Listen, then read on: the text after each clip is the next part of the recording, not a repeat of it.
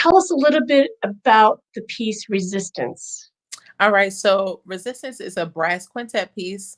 And it came from the concept really of, for me, it reflects this feeling of militancy that we kind of all just kind of default into and kind of go throughout a kind of like a routine kind of thing. And resistance for me represents the stepping away or against what is expected of you when doing something else. And you know, it's still being allowed to be beautiful.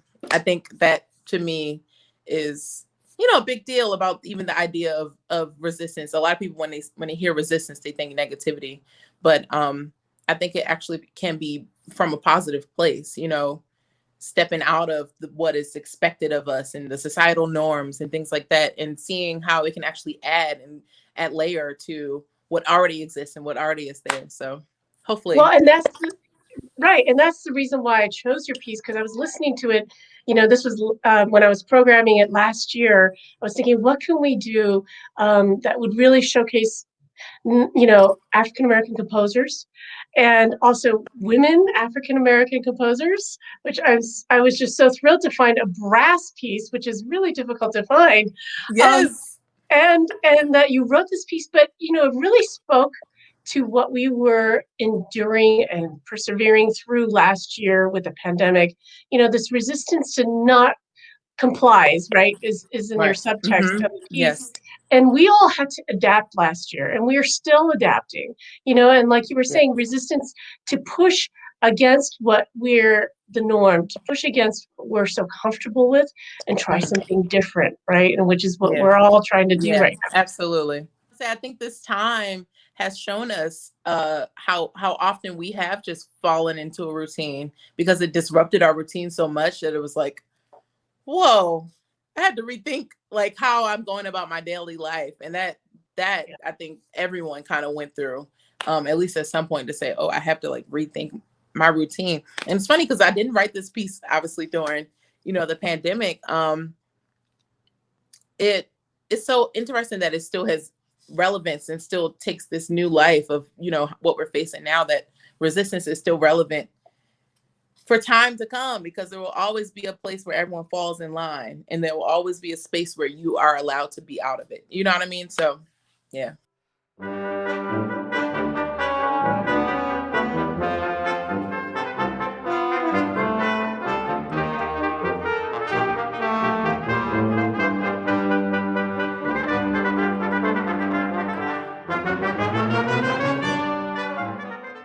And what I love about it is that it has these influences of popular music and a little bit Mhm. of jazz and blues in there.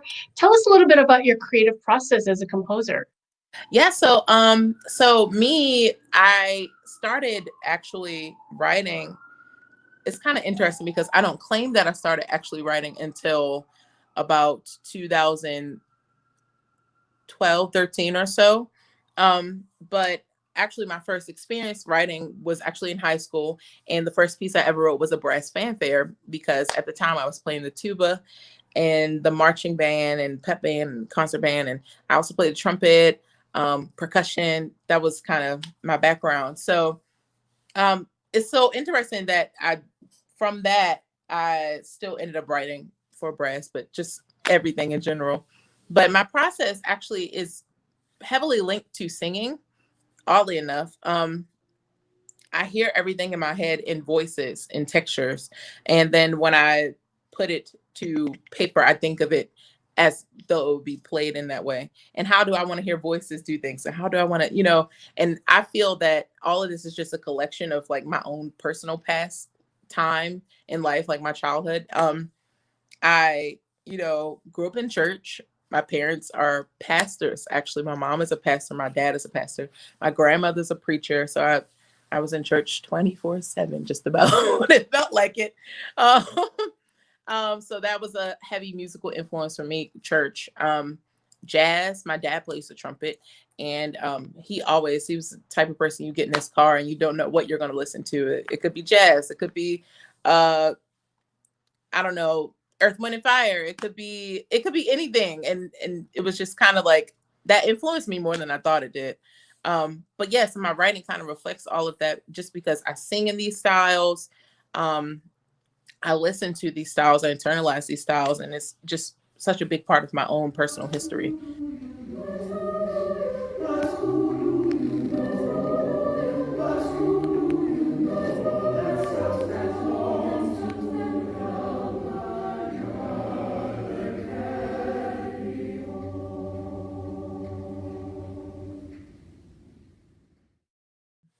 Well, and I want to let everyone know that you are an educator. And right now you are teaching at one of the foremost arts high schools in Dallas. Tell us, Yes. first of all, are you teaching online or in person right now? In person, actually, we've been in person since Amazing. September.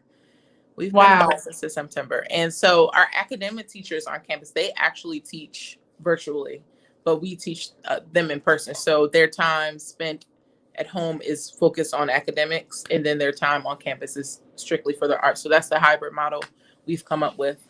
So yeah. And what are the classes that you teach at this high school?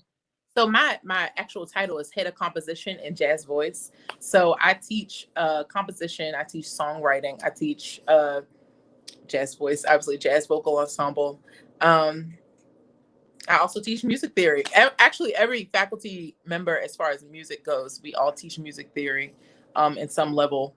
Um, and so the class sizes are small enough that they're able to get actual intense attention to music theory, so they actually know what they're doing when we're creating this music. So it's so helpful, and I love it. I do. Yeah. That's amazing. And I want to talk about your commissions this year, and maybe a little bit if you could share the great news about an opera that you're working on first. Yes.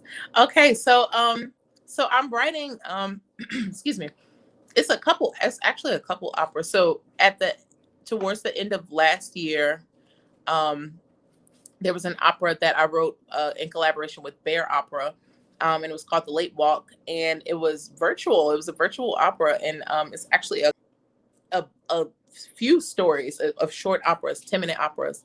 And if you guys get a chance to check it out, I think that would be really cool. My opera is called The Late Walk, and Nicholas Cox, I'm hoping I'm saying this right too. I wish I had it right in front of me. But yeah, is the librettist for that opera. And so it's kind of like a, I don't know, like a opera horror. I don't know. It's kind of interesting. You should check it Okay, out. So I that's will. that. Yeah, it's kind of interesting. But it was a fun time writing that, and even cooler time seeing it perform because it was virtual. So they had like green screen and these different effects and things going on. That was cool. So that's one of Wow. them. Another one that I've been actually writing for a few years now is with my friend Joshua Bambury. He's a librettist, and it's called The Illustrator. And that particular opera is on a grander scheme. It's about three African princes who suddenly lost their family to a sudden fire, and they go on a quest to find death and kill death as a persona. So yeah, it's really Wow. that story is interesting because we tried our best to make sure it stayed true to African folktale, um, which for me, sorry, my dog is being a dog. Uh, African folktale, which for me has actually been a big part of my childhood. My family made sure that I knew African folktales and knew stories of like Anansi the spider, and these things were kind of woven into my childhood. So I think it's really important to tell those kinds of stories, and not out of the place of African American history, because a lot of it is often told with a sense of struggle or you know different things like that. So I like to give things a little more. My friend and I, we talked about writing things that were a little more lighthearted for African Americans. You know what I mean? Okay. So that was that. But we also got this really cool opportunity with the Washington National Opera. I'm not sure how much I can talk about it, but there is a project coming later. in the year. And our particular piece is about Freddie Gray. And for me, being from Baltimore, born and raised, and I was there when Freddie Gray was killed, and I was there when the riots broke out. I was there. I was there. I was right there. And when the protests happened, I was there. You know, it's so these are this topic of Freddie Gray for me means quite a bit. It's kind of interesting because it's almost as if it's almost like thinking it could have been me within that same kind of spacing. You know what I mean? So I think about all these things, but I'm super honored to write this piece, just because it's it's just so close. You know what I mean? It's just so Yeah, close. So that's yeah, amazing. Well, I think all of us, really, whole incident with George Floyd really, it was like the end of the road, that moment last year yeah, where we were all thrown into the importance of equity, the importance of Black Lives Matter. And for me, it really changed everything for me, that moment. And I think that, it's we need to reflect that in what we do in the arts. And I'm so proud of you for doing this and thank taking you, this on. And thank I you, want to support you as much as I can thank throughout all you. this. And we're just so thrilled to perform your piece on our Masterwork So series. excited. Yes. And but I think it's just, not just talking about it, but doing something about it is Doing what's something about it. really impactful, and Absolutely. and I think, you and us as artists, we have this wonderful platform to tell these stories that are so Mhm. important, Yeah. a part of history that's so important, a part of our culture, right? That's so important. So I commend you for doing that. That's fantastic. What would you like to share with composers and maybe young composers right now out there during this pandemic? What is something that you're instilling in your students today? Take risks.